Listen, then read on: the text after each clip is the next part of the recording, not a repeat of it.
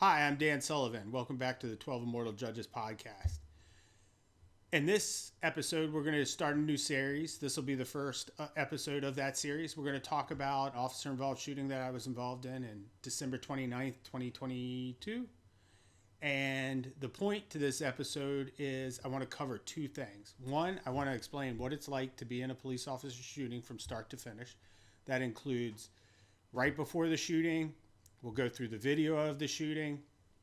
We'll talk about what it's like to go through the internal affairs process and the state's attorney's office clearing you of the shooting. In my situation, none of that was good.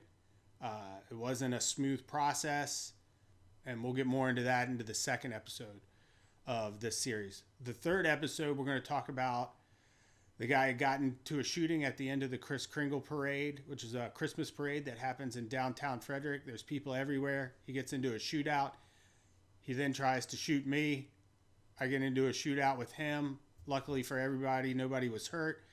However, the state's attorney, Charlie Smith, again, takes the easy way out and charges my suspect with the shooting in the middle of the street in downtown, but doesn't charge him for trying to hurt or kill me or anything like that.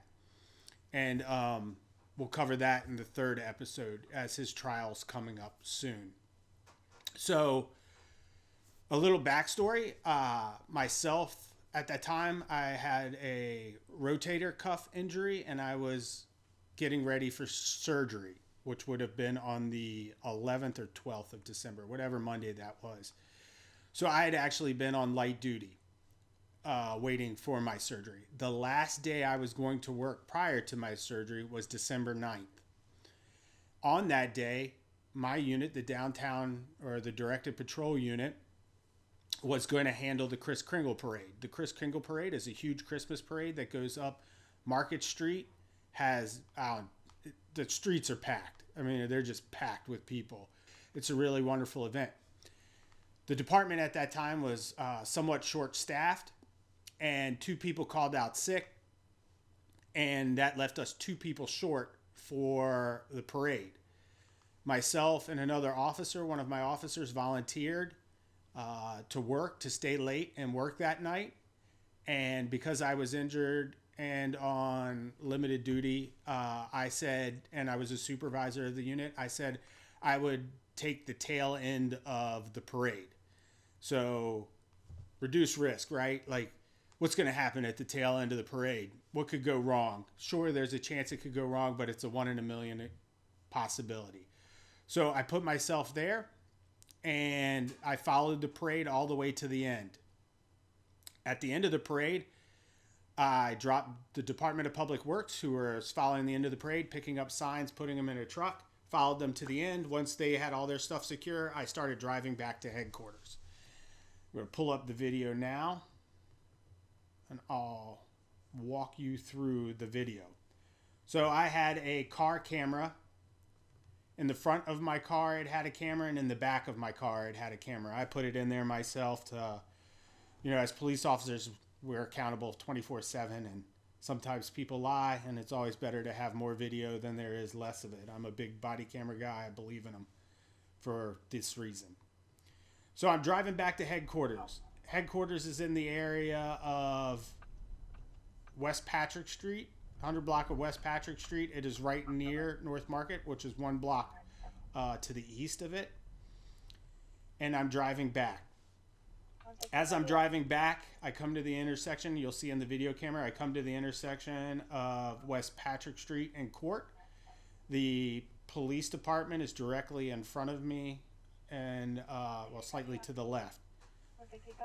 You're going to hear the camera while watching the camera, you're going to hear dispatch come on. Dispatch is going to tell everybody that there is an altercation going on at one of the local eateries. It's going on in front of it, and that there's 2 suspects fighting, and one of them has a 1032, which is code for gun. So if you see where that white car or the silver car just pulled out in front of, if you go down that street, which is a block, you're at Hooch and Banter, which is where she just called out for the fight that was going on in front of it. Hooch and Banter is a really nice place, great food. They usually don't have something like this happen inside there, so it's happening outside. So I'm now making the decision to deploy myself to it. 47, I'm 1060 that. You got a description? I want a description of the suspect. Okay, looks like it's a number one male, 40, wearing a black jacket with a black winter hat, and another number one male wearing another black jacket. So number one male is black. It's just how it's assigned. Which direction did they And run? they're saying black And who coat has the gun? For both of them. And you'll hear in a second, you can hear gunfire going on, which means it's a block Not sure away which from one has V1032, and I don't have a direction to travel.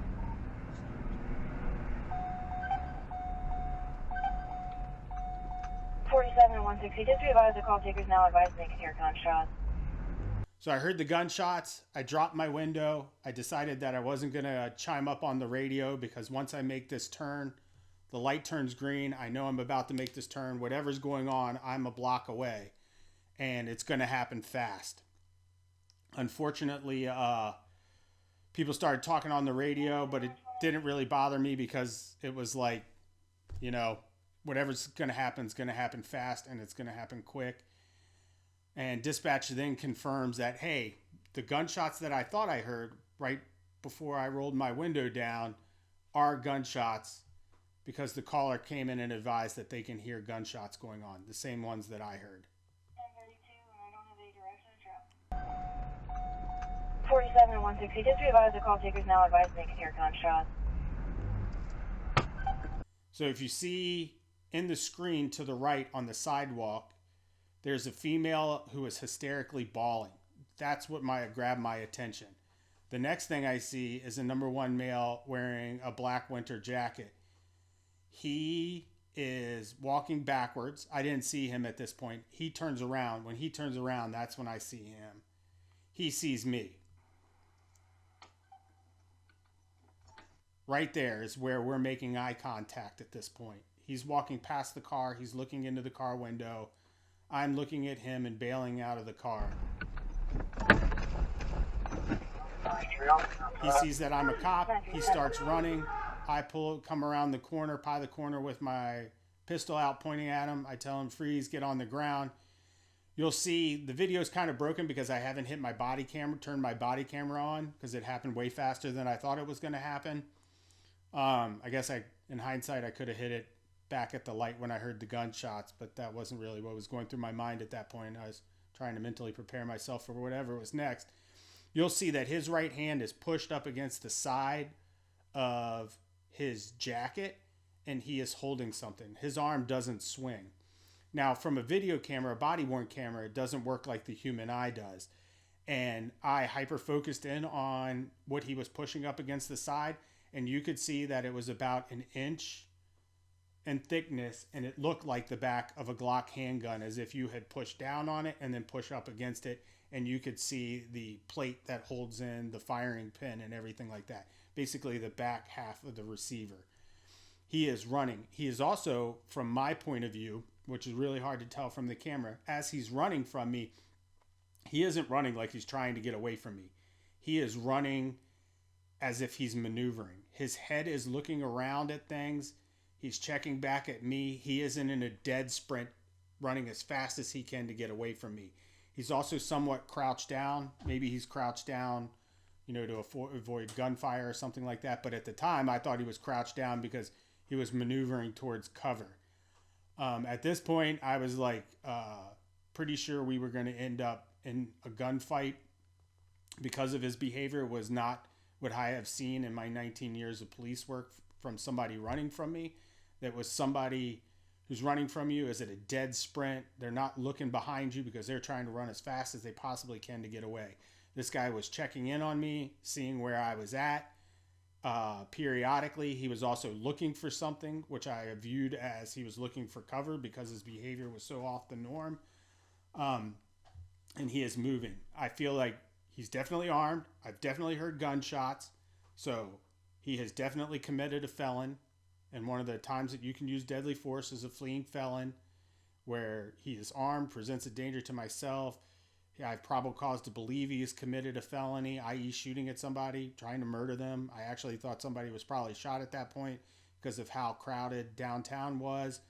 And he is moving in an area in which he's presenting a danger to myself, i.e. him looking for cover to gunfight from.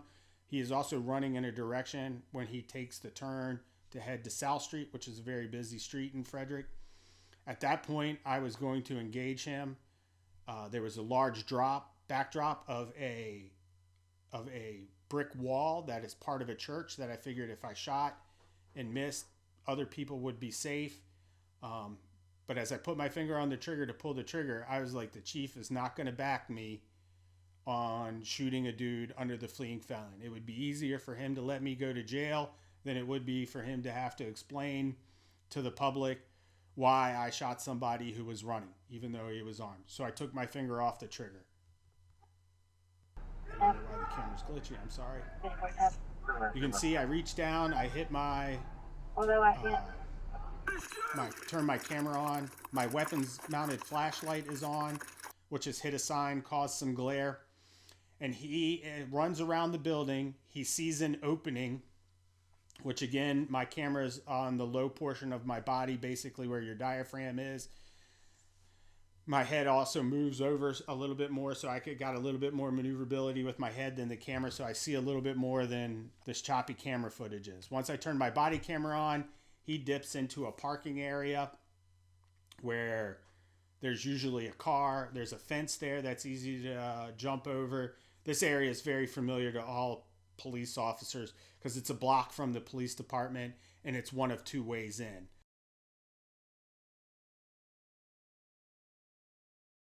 So we all know this area really well. We know what cars are parked there and everything like that because we see it every day for, in my case, 19 years at this point. He turns in there. He immediately sees it, ducks, turns in that area. And at this point, I am like, we are 100% gunfighting. This is like, the pursuit is over. There's no doubt in my mind. He is moving to a spot where he can engage me. At this point, some thoughts that crossed my mind that, you know, if you read Force Science or go to a Force Science class, they prove that your brain makes 40 decisions a second, and some of them are very profound, especially when you're in a gunfight. At this point, I literally said to myself in my head, I was like, I just gave this dude cover and concealment. I have nothing but distance. I'm going to have to step out into the open. Some other thoughts that went through my head is my son, he passed away in December 29th, a few years before this. I lost a good friend to suicide on December 28th, like 10 years before this. And Greg Santangelo died last December, who was a police officer on 28th of December. And I was like, man, I gave this guy the gunfight. I'm probably going to get shot. It would be really rough for my wife and kid, my daughters, to live with me dying in December. It would make Christmas really miserable for them in the future. That was a thought that went through my head. As I pie out into the street, another thought that went through my head is I'm 100%, I gave him this gunfight again. I'm 100% about to get shot. One of my hands touches my body armor. I made sure I had my body armor on. I was like, I have my tourniquet, so as long, and the cavalry's coming. They know there's been shots fired on Market Street. The cavalry's coming. Some of them are a block away in headquarters putting their stuff up and securing. So I was like, as long as I don't get it in the dome, I should be fine. I should be able to live through this. The pain from my shoulder surgery, it was my right arm or soon-to-be surgery, is really acting up as I hold the gun out. Adrenaline ate most of that for me for a while.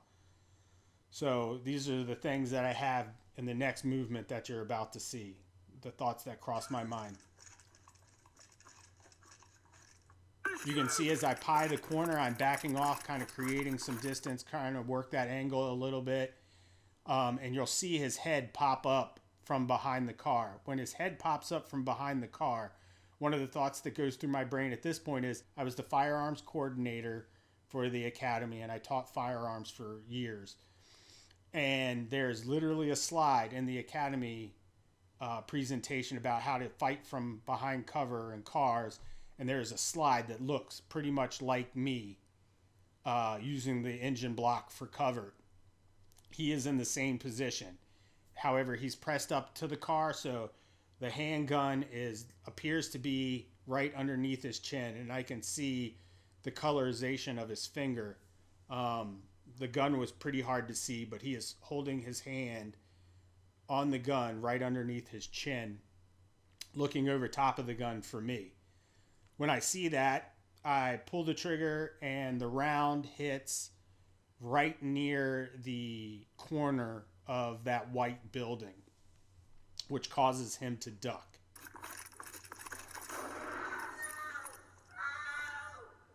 The girl he's walking with is known to me. She freaks out, thinking that I just shot him. However, I missed. It hit the brick wall. I can hear her screaming. I got concerned about her being behind me as I was running up there. Her screaming brings back to the reality that she's behind me and could be a threat. But once she started screaming, I knew she was kind of emotionally overcome, and he was clearly the more present danger. So I continued to address him. When I fire, I see the dust flying off the side of the brick building. And I had a split second thought of like, oh, hey, the wind is blowing from my left to my right. And as that thought is crossing my mind, I see these glowing lines underneath the car. The next thought that goes through my mind is, wow, this dude is already posted up behind the engine block exactly the same way that I teach it in the academy. This dude is now laying on the ground. His black jacket has opened as he's laying on the ground, and because he's got the gun from his side, his black jacket's probably opened up, and those white lines are glowing lines on his sweatshirt. So I think he's gone prone underneath the car. And his shoes turned out to be his shoes, but those bright lines were very visible, and I thought he was laying under the car. So at this point, I'm trying to think about how to skip around underneath the car by hitting shallow. I'd also even thought about not wanting to shoot the guy's car, but kind of quickly changed my mind on that and was like, if it happens, it happens. But hopefully I don't shoot this guy's car. As that's going on, and I'm trying to work through the math and aiming, as you can see my shadow off on the lower right, he jumps up in the air. The suspect jumps up in the air, which I thought was him initially. The quick movement of him jumping in the air was, I thought, man, I misunderstood something, and now he's going to shoot over the car at me. So I quickly respond. I didn't get a good front sight picture, and I just pulled the trigger to at least get some returning fire or put him under some pressure.